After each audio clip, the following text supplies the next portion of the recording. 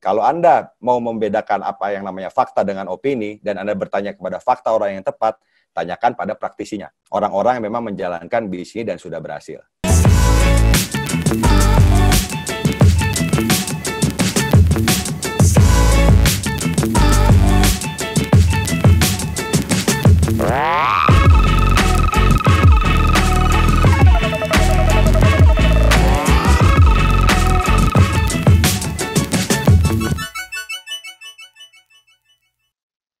Halo, selamat sore Bapak Ibu. Assalamualaikum warahmatullahi wabarakatuh. Selamat sore sekali lagi buat semua rekan-rekan Bapak Ibu yang insya Allah selalu sehat di seluruh Indonesia.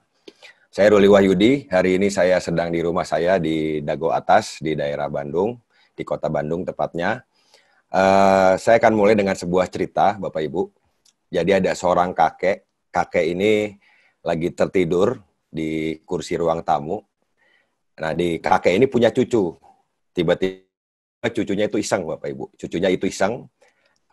Cucunya itu menaruh terasi di atas mulut di bawah hidung kakek itu. Padahal kakek itu lagi tidur. Nah, ketika kakek itu terbangun, kakek itu langsung terbangun. Semerta-merta dia mencium bau terasi. Dia bilang, wah, ruang tamunya bau terasi, dia bilang. Terus dia ke luar rumah, dia ke teras depan. Di teras depan pun dia bilang, teras depan, bau terasi. Terus dia masuk ke kamar tidurnya, dia bilang lagi, kamar tidur bau terasi, Bapak Ibu.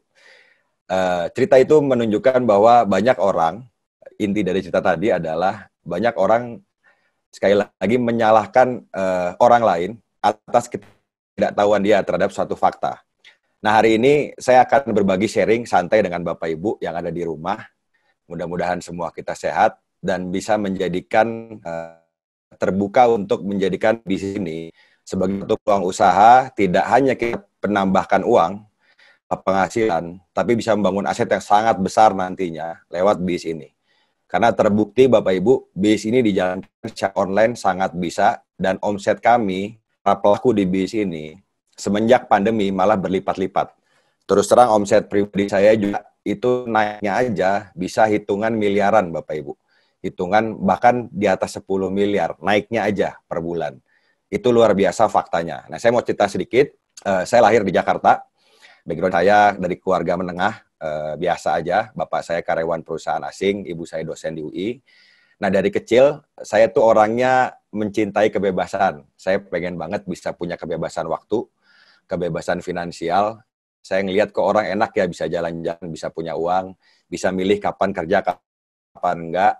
Nah, makanya ketika ditawarkan usaha ini, terus terang saya dulu langsung tertarik sama hasil yang ditawarkan, sama konsepnya.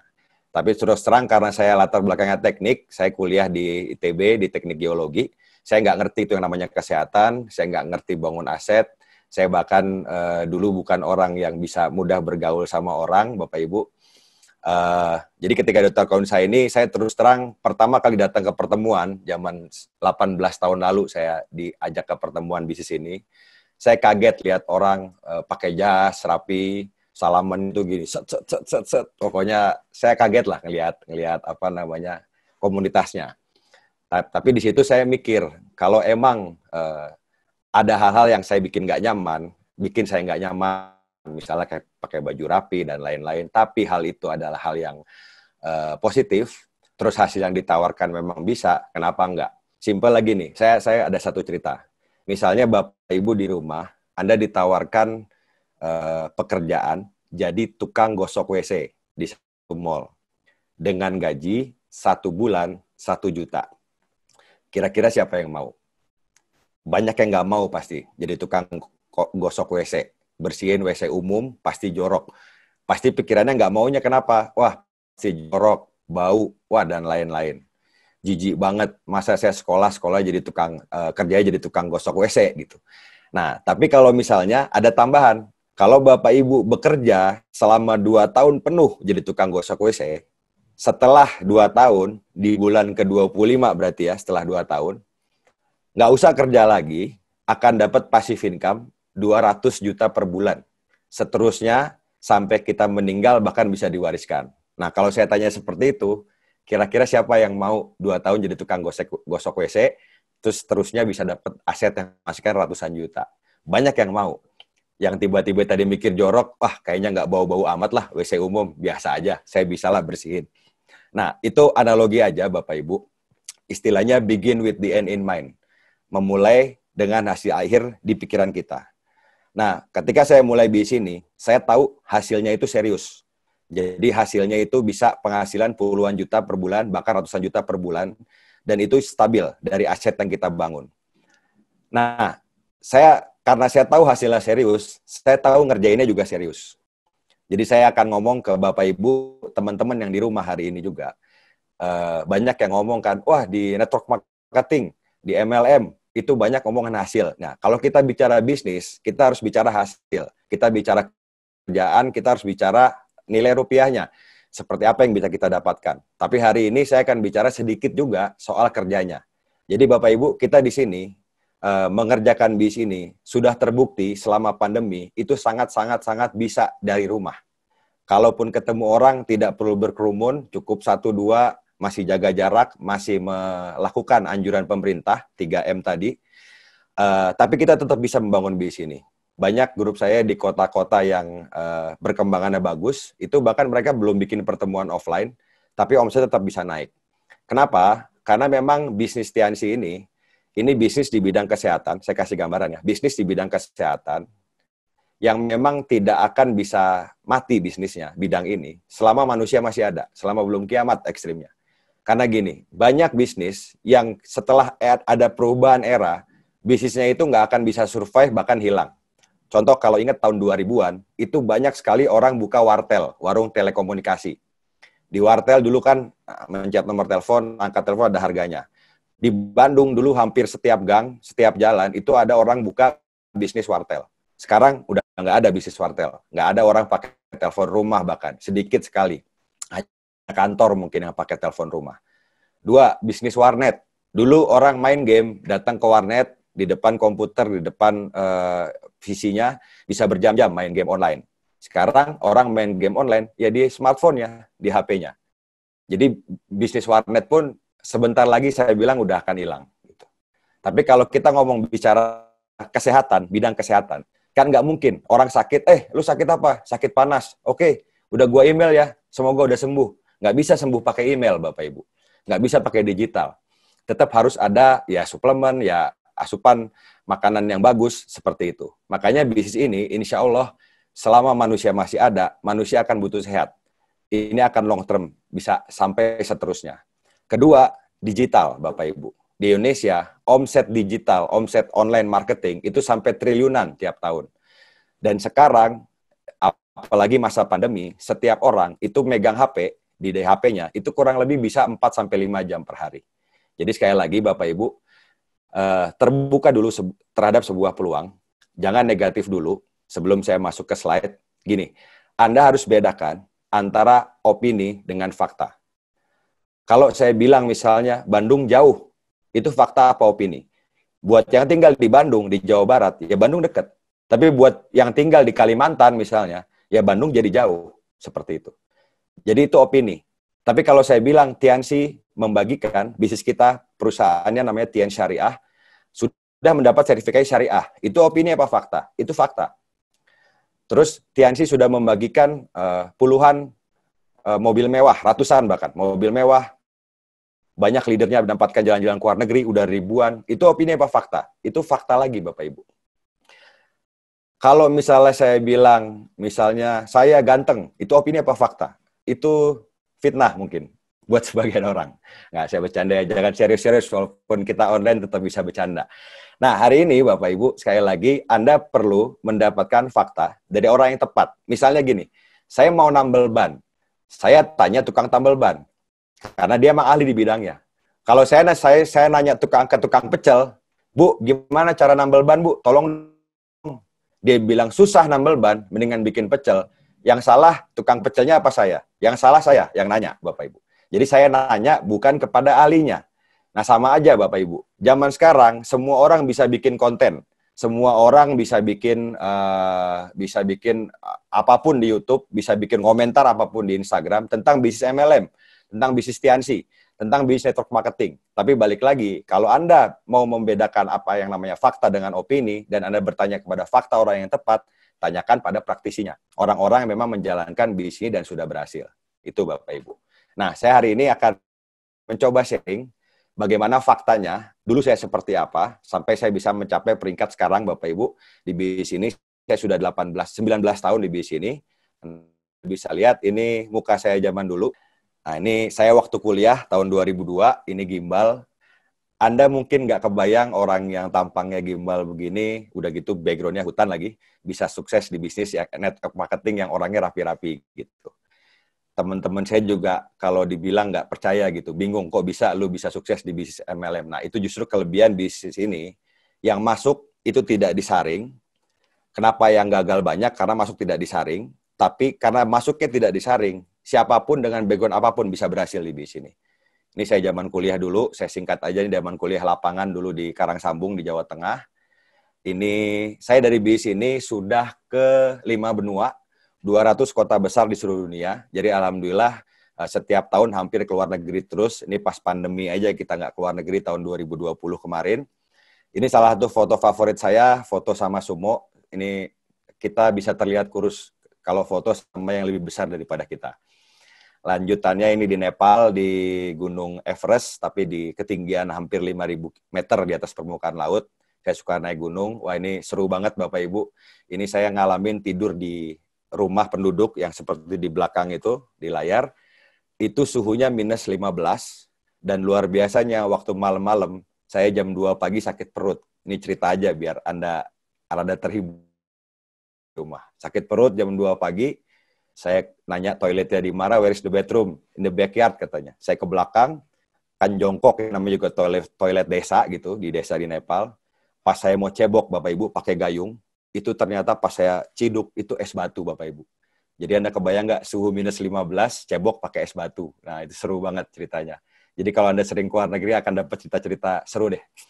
Ini sama Mr. Lee, pemilik perusahaan kita, orang yang sangat dermawan, pengusaha yang punya visi luar biasa. Dari perusahaannya banyak sekali orang yang bisa berubah, sudah jutaan mungkin di dunia, berubah secara kehidupannya, kesehatannya juga. Ini saya udah tur ke semua stadion sepak bola yang terkenal di seluruh Eropa, hampir seluruh Eropa, sampai Inggris juga sudah.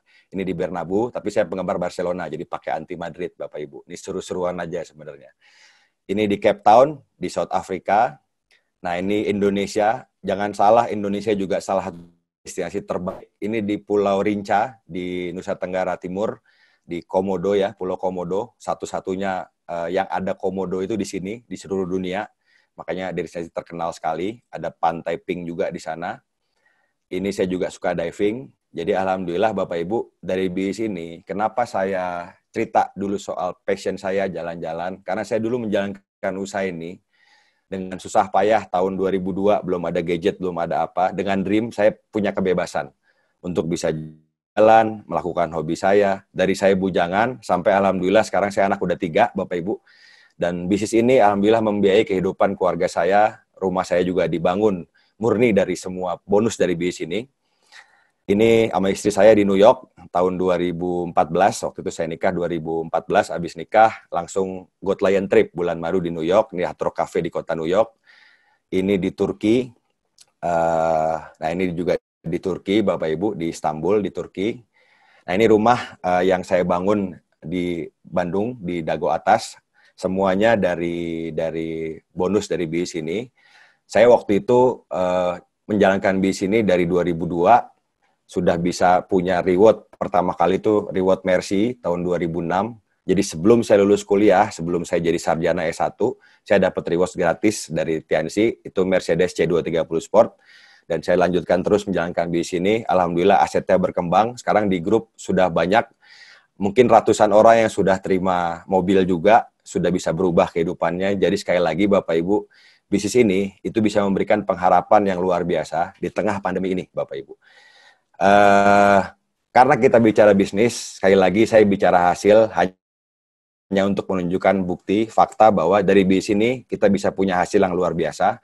Dari bisnis ini karena saya orangnya juga nggak boros, saya bisa punya beberapa rumah di beberapa kota, di Cirebon, di Lampung, di Jakarta, apartemen juga di Bandung ada beberapa. Dan di rumah yang saya tinggalin sekarang, tanahnya 1.000 meter. Di sebelah saya baru beli lagi tanahnya 2.000 meter, jadi nempel. Ini tampak belakangnya. Kalau pagi-pagi seperti ini sekitar jam setengah 6, jam 6, habis sholat subuh tuh indah sekali pemandangannya. Bandung saya lihat dari atas. Ada kolam renang, air hangat. Anak-anak saya jadi bisa berenang di rumah sendiri. Jadi waktu pun kemarin ada di rumah saja, lockdown, ya kami alhamdulillah tetap happy, walaupun di rumah, serasa di hotel tiap hari, Bapak Ibu. Nah ini salah satu yang sebenarnya saya agak ragu mau saya ceritain apa enggak, tapi saya ceritain aja. Di rumah saya di bawah ada joglo, saya juga buka rumah tahfiz. Rumah tahfiz ini anak-anaknya rentan waktunya 8 bulan, itu menjadi penghafal Quran atau hafiz. Gitu. Ini kemarin baru beres batch pertama, ada yang dari Sulawesi, ada yang dari mana-mana. Terus ini tampak depannya rumah saya, ini atasnya saya pakai solar panel karena di sini melimpah matahari di Indonesia. Jadi solar panel itu 2000 watt masuk ke listrik PLN. Seperti itu Bapak Ibu. Ini pemandangan kalau pagi juga. Nah ini istri saya dan anak saya, waktu itu belum ada yang anak ketiga. Ini waktu di Korea Bapak Ibu. Saya ke Korea udah berkali-kali, tapi yang terakhir ini spesial karena saya kesana sama keluarga, sama anak-anak. Istilahnya saya melihat dunia, keindahan dunia itu dari mata mereka, dari mata anak-anak. Dan ketika saya melihat senyum mereka, saya melihat senyum istri saya, senyum anak-anak saya, buat saya jadi keingatan lagi. Oh, buat momen-momen seperti ini, saya berjuang di bisnis ini, saya fight di bisnis ini, buat momen-momen seperti ini. Dan ini terakhir, ini foto kedua orang tua saya, Bapak dan Ibu saya. Bapak saya, alhamdulillah, dan Ibu saya masih sehat hari ini. Bahkan Ibu saya juga masih aktif sebagai Hakim Agung di Mahkamah Agung. Secara finansial mereka nggak butuh support dari saya, tapi saya bersyukur, alhamdulillah dari bisnis ini, saya bisa meluangkan waktu, ngajak mereka jalan-jalan. Ini tahun 2012, waktu itu ikut Got Lion Trip di South Africa, ini di kota Joburg atau Johannesburg di South Africa, Afrika Selatan. Balik lagi Bapak Ibu, hari ini, di sharing singkat ini, saya mengajak Bapak Ibu sekali lagi untuk melihat bisnis ini, TNC dengan sistem One Vision, sebagai kendaraan. Anda pasti punya dream, Anda pasti punya impian, orang tua Anda mau dibahagiakan seperti apa, keluarga Anda mau dibahagiakan seperti apa. Pertanyaan saya, apalagi di masa pandemi ini, sudah ketemu belum jalannya? Sudah ketemu belum kendaraannya? Ibaratnya dari Jakarta, saya mau ke Surabaya, paling cepat naik pesawat, 1,5 jam sampai. Naik kereta bisa 8 jam, 10 jam, naik mobil bisa 10 jam. Cepat atau tidaknya kita sampai ke tujuan kita tergantung kendaraannya. Nah, sama juga impian itu tujuan kita, masing-masing punya impiannya masing-masing. Cepat atau tidaknya sampai ke impian Anda tergantung kendaraannya, Bapak Ibu. Dan terakhir, 1 menit terakhir, saya mau minta Anda, Bapak Ibu, yang di rumah, di masa pandemi ini, sedikit membayangkan, sambil duduk santai, sambil lihat HP Anda, coba Anda bayangkan muka ibu Anda, bawa bau khasnya, bawa muka ibu Anda ke hadapan Anda sekarang, bayangkan senyumnya. Orang ini yang darahnya tumpah ketika Anda lahir. Orang ini yang menyayangi Anda dari kita kecil, Bapak Ibu. Rasain bau khasnya. Dan Anda bayangkan mukanya tersenyum. Nah, menurut Bapak Ibu yang di rumah, berapa harga senyum itu? Mau nggak kita berjuang untuk membahagiakan orang tua kita, ibu kita? Yang kedua, saya minta Anda bayangin Bapak Anda, yang masih punya orang tua, yang punya Bapak. Bapak kita, orang yang bekerja keras sebelum kita lahir. Mungkin harus keluar pulau, harus kena panas, dan seterusnya. Tapi orang ini, sekarang mungkin sudah tidak segagah dulu. Dan orang ini, Bapak Ibu, coba Anda bayangin, muka Bapak Anda senyum di depan Anda. Dan Anda sekali lagi saya tanya kepada Anda yang di rumah, berapa harga senyumnya? Maukah Anda berjuang lewat bisnis ini, belajar, ngulik sesuatu yang belum Anda ngerti, Anda belajar, lama-lama Anda bisa. Anda nggak ngerti online, kita belajar sama-sama, lama-lama bisa. Dan kita bangun bisnis kita sama-sama, aset kita sama-sama, Bapak Ibu. Sekali lagi, untuk orang yang bilang, bisnis MLM hanya ngomongin uang, berarti orang itu belum mengerti tentang bisnis ini. Kita tidak hanya ngomongin materinya, tapi kita ngomong alasan di balik itu. Buat apa kita berjuang? Buat istri, buat anak-anak kita, buat keluarga kita. Dan Bapak Ibu, Allah tidak akan ngasih satu cobaan, termasuk pandemi ini, kalau manusia seluruh dunia tidak bisa mengatasinya. Percayalah Bapak Ibu, kita dikasih kesulitan itu bersama kemudahannya.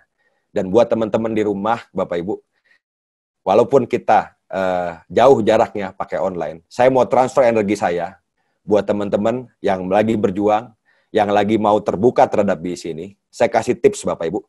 Kalau Anda mau pasti berhasil menjalankan bisnis ini, saya kasih 3 kata buat Anda yang di rumah. Jangan pernah menyerah. Karena orang yang tidak pernah menyerah, itu tidak akan bisa dikalahkan. Dari saya Bapak Ibu, semoga Allah merahmati bisnis kita, semoga Allah merahmati perjuangan kita, semoga Allah memberikan berkah terhadap usaha kita dan keluarga kita. Dan Bapak Ibu, semoga kita sama-sama sehat, sama-sama mengikuti anjuran pemerintah, dan semoga Anda bisa melihat bisnis ini sebagai satu peluang untuk bisa merubah kehidupan kita lebih baik, merubah kesehatan kita dan keluarga lebih baik. Selamat siang, selamat sore dari saya, Ruli Wahyu dari rumah. Salam buat seluruh keluarga. Assalamualaikum warahmatullahi wabarakatuh.